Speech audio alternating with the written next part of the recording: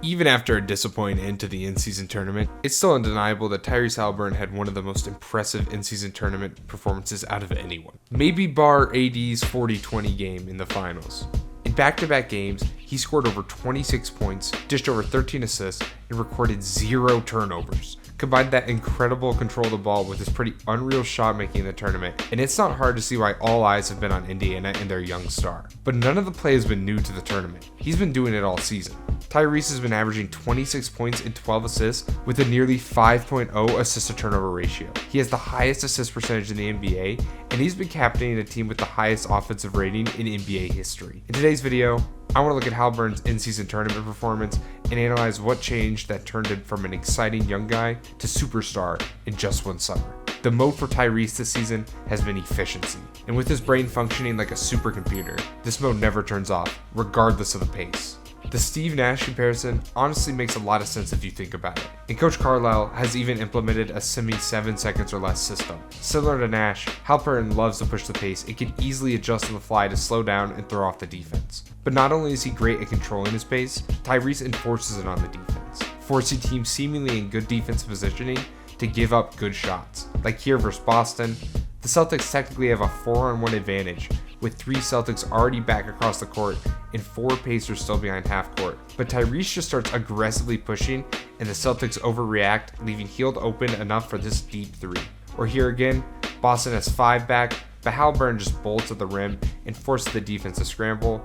Horford is left with both Toppin leaking into the basket and Brown open the corner for 3, and because he can't rationalize coming to either, Toppin gets an easy layup right at the basket. Keep in mind, this is the 3rd in defensive rating Boston Celtics that Tyrese is dismantling like nothing. This control of pace just continuously generates Indiana baskets, especially considering how he can turn a basic half-court setup into a fast break scramble with his burst and speed. Like here, Giannis makes the second free throw, and Tyrese starts taking the ball up like normal, but the second he crosses the half court, he once again turns on the Jets, and Giannis has to help, so Turner's open in the corner for an easy 3. This incredible speed Haliburton plays at is the standard for the Pacers, which is why they are first in pace and fast break points. The reminiscence to the 7 seconds or less Suns continue to stack up, and it's a big reason why the Pacers are the most fun team in the NBA. Another huge leap for Haliburton this season has been his scoring. While a 6-point leap on only 3 more field goal attempts a game is already impressive, his growth has actually been a lot better and more important than that. While Haliburton has always had a clear strength for passing, he seemed a bit more passive in the scoring department. He certainly looked capable and talented in his first 3 years, but the aggression wasn't there as much as people were hoping. A big criticism of Tyrese's game was that it seemed like at times he was almost too willing to defer, and I think that most fans were hoping for him to show more aggression and volume on the offensive end. And he's delivered. Although 3 more attempts may not sound like much, you can tell how much more confident Haliburton is stepping into the main scoring role, and keep in mind, 2 of those shots have come as an increase in 3-point attempts, bringing him up to nearly 9 a game. Here off the pick, Tyrese loses Tatum for a second with the cross and chooses to immediately take advantage of that open space. And regardless of the end result, that's a great shot for him not only to hunt, but be so comfortable with. Or later, he rejects a screen and steps back into a nice look once again. This self-creation Haliburton has turned out on a consistent basis is arguably the biggest reason that the Pacers are the best offense in the NBA, and has quickly silenced all of the talk that Tyrese was just a number 2 guy. And he's shown that he's not scared of dropping 40 on your head if he needs to.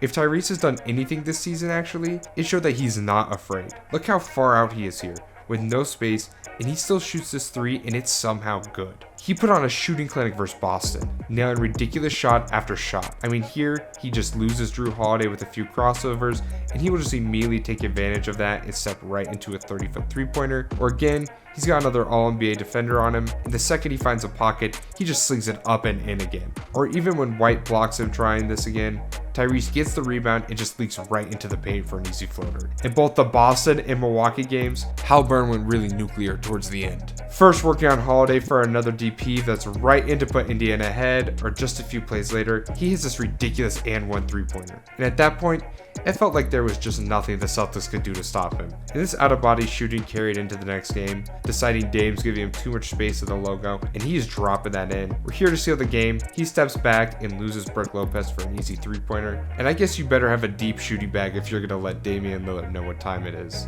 Keep in mind, this scoring improvement hasn't just been the shooting. Haliburton's also improved his already impressive dribbling and has consistently found his way to the basket easier. I like here how smoothly the fake pass transitions into the floater, swooping right in front of Horford, and Tyrese routinely has been using his passing threat to his advantage. Another play I really like of Haliburton's is here against Holiday again, and in this play, it's really just the small adjustments, perfectly shielding the ball while keeping his breakneck pace, slowing down just to reburst and blow by Holiday. That's a nice fake right, then left, finish through Horford at the basket. Almost nothing here may seem like the most impressive play on earth, but I'm really amazed by how quickly Tyrese is constantly making these adjustments and reads on the fly without letting up pressure on the defense, and it's making him probably one of the most tiring matchups in the league other than someone like Steph Curry.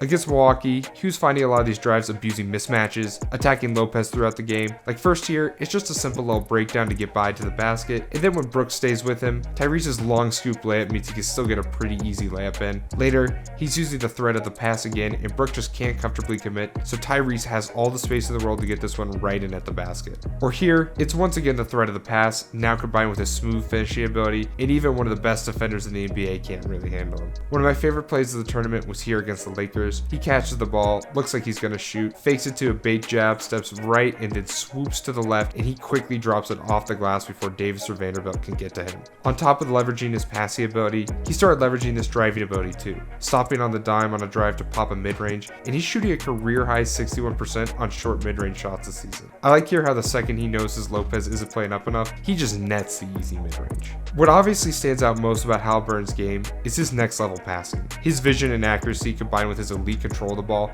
makes him easily a top 5 playmaker in the league, and he's very near top 3 if he isn't already there. I really like this play versus Celtics. First fake passing left, then baiting right with his eyes before just whipping it right to Turner on the drive for an easy layup. Or look against Milwaukee, everybody on the court thinks his pass is going to Turner, but Haliburton pulls off this ridiculous circus pass across the court, and Tapa just gets an easy three-pointer. These video game-esque passes and reads are the norm for Haliburton. It's like he has a third-person view and just knows where everyone is at all times. Do I need to remind you that he had 0 turnovers in the Celtics and Bucks games? And it was not because he was playing timid. Remember earlier when I mentioned how much Lopez struggled to guard his scoring because of his passing threat? Well, if it wasn't clear, that goes both ways. Like here, Lopez has seen Tyrese go for the shot so much that he hedges up, and immediately Haliburton punishes that with an easy bounce pass right to the rolling Miles Turner. Or even again here in another pick and roll action, it's the step into the paint that makes Lopez commit, and the literal second that he does, Tyrese is already dishing it to Turner on the roll for another easy dunk, even just for some fun. I love here where Tyrese throws a no-look half court to Toppin, and it's right in the perfect spot for him just to slam it home. Even again against the Lakers,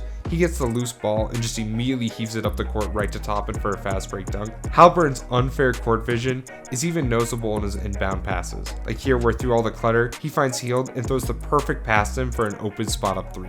Even though most fans came into the season primarily optimistic about Tyrese Haliburton's future, I don't think anyone was expecting a leap like this. Each year in Indiana, regardless of the situation or amount of time he got, Tyrese has shown a pretty noticeable leap, and this one is just his biggest yet. I think what's most unreal about him is that he's still 22 years old, and he's only played basically a season's worth of games as the main guy. This Pacers team as a whole is still pretty young and somewhat new to each other, so it could be scary to see what this roster with time, filled out a bit more, and captained by Tyrese Haliburton could look like, even as soon as this year's playoffs. If you enjoyed this video, please consider leaving a like and subscribing, and let me know down below whether you agree or disagree with anything I said. As always, thank you for watching, and peace.